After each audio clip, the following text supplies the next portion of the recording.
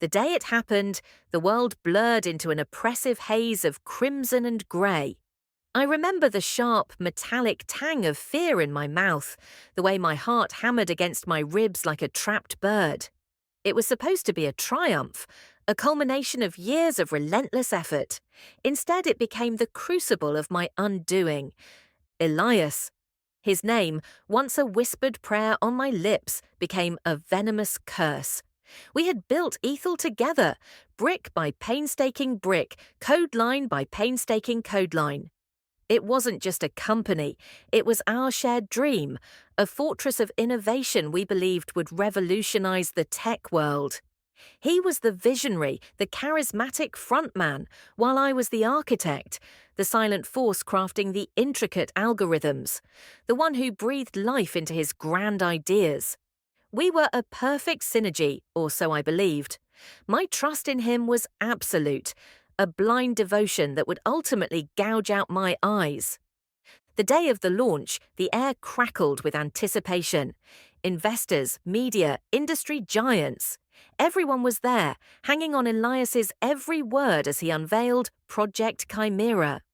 It was my magnum opus, a groundbreaking AI with unparalleled adaptive learning capabilities. My name, however, was conspicuously absent from every slide, every speech, every glossy press release. A flicker of unease, easily dismissed as pre-launch jitters, danced in the periphery of my awareness. Then came the tremor, the subtle shift in the tectonic plates of my reality. A journalist, sharp-eyed and relentless, cornered me after the presentation. "Ms. Thorne," she'd asked, "your contributions to Chimera are rumoured to be extensive. Why no official credit?" I stammered, mumbled something about preferring to stay in the background. Elias, ever the suave saviour, swooped in, his arm around my shoulder, a practiced smile plastered on his face. "Amelia is an invaluable part of the team," he'd purred, "a true unsung hero." The words, intended to soothe, felt like a silken noose tightening around my neck. That night, I confronted him. The conversation was a grotesque parody of our past passionate debates. His eyes, usually so alive with ambition, were cold, distant. He spoke of strategic decisions, of market perception, of how my unconventional approach might not resonate with mainstream investors. He offered me a generous severance package, a gilded cage to contain my fury. The betrayal wasn't just in the stolen credit, it was in the casual dismissal, the effortless erasure of my existence from the very thing I had poured my soul into.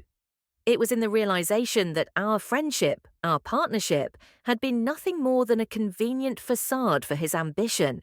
He saw me not as a partner, but as a tool, now obsolete. I left Ethel a ghost. The silence of my small apartment, once a sanctuary, now echoed with the hollow sound of my broken trust. I plunged into a deep, dark well of despair, my days blurring into a monotonous cycle of self-pity and rage. But beneath the suffocating blanket of grief, a tiny ember of something else began to glow, a cold, calculated fury. I would not just reclaim what was mine, I would dismantle him, piece by agonizing piece. My first move was to vanish. I changed my name, sold my apartment, and severed all ties with my old life. I needed to become a phantom, untraceable and forgotten. I spent months in a remote cabin, not mourning but strategizing. I knew Ethel's architecture, its vulnerabilities, its secrets. More importantly, I knew Elias. His ego was his greatest strength and his most fatal flaw. He craved adoration, recognition, the spotlight.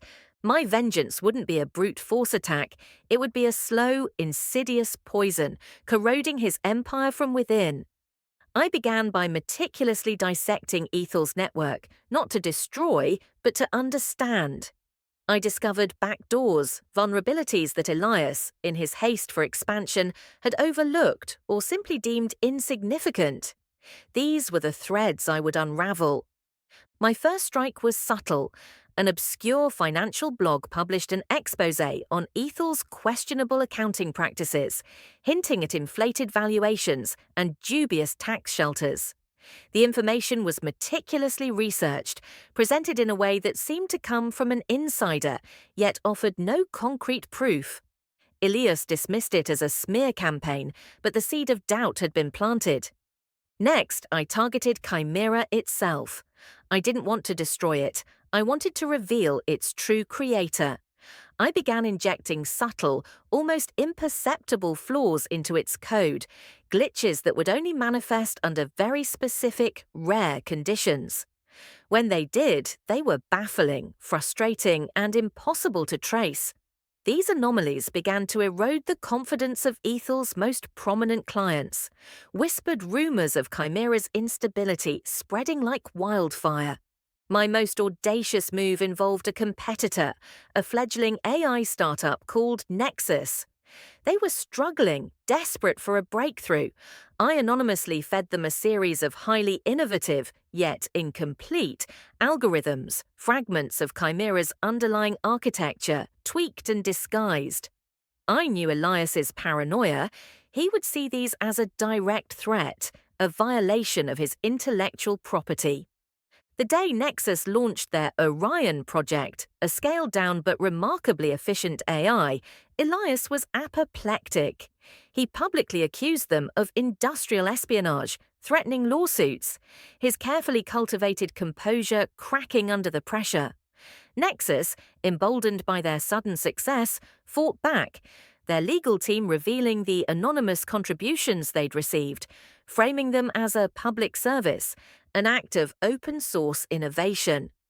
The narrative shifted. Elias, once the golden boy, began to look like a desperate bully. His investors grew restless. The media, smelling blood, dug deeper into Ethel's internal affairs. The subtle accounting irregularities I'd leaked earlier suddenly gained traction. But the final blow was the most exquisite. I had kept one secret, one absolute, unassailable truth. A hidden subroutine, a digital watermark embedded deep within Chimera's core, a signature I had always intended as a safeguard, a way to prove my authorship if ever needed. It was encrypted, layered with deceptive code, virtually invisible. I waited until the perfect moment. Elias, cornered and increasingly erratic, was scheduled to give a live televised interview, a desperate attempt to salvage Ethel's reputation. Just as he began to wax poetic about his singular vision for Chimera, I activated the subroutine. On millions of screens across the globe, Chimera's interface, which was being showcased live, flickered. A single, elegant line of code appeared, subtly superimposed over the company logo, a line that had been an inside joke between Elias and me, a snippet from a poem we both loved, followed by, authored by A. Thorne. It vanished as quickly as it appeared, but it was enough. The internet exploded, screenshots went viral, the hidden message, so personal, so undeniable, was undeniable proof. The ensuing chaos was magnificent. Elias's denials were drowned out by the roar of public outrage. Investigations were launched. Ethel's stock plummeted. He was stripped of his position, his reputation in tatters, his empire crumbling around him. As I watched the news reports from a small cafe in a foreign city, sipping my coffee, I felt nothing. No elation, no sense of triumph, just a quiet, profound emptiness. The revenge had been meticulously planned, executed flawlessly, and it had destroyed him. But it hadn't brought back the trust, the friendship, or the naive hope I once held. Looking out at the bustling street, a lone tear traced a path down my cheek. It wasn't a tear of sorrow, but a tear of recognition. The shadow I had cast over Elias's life was also the shadow that now clung to me, a constant reminder of the darkness that betrayal had forged. The mirror now reflected not the broken woman I once was, but a hardened strategist, forever marked by the intricate dance of deception and retribution. And as I turned away from the reflection, I knew the game was over, but the scars would remain.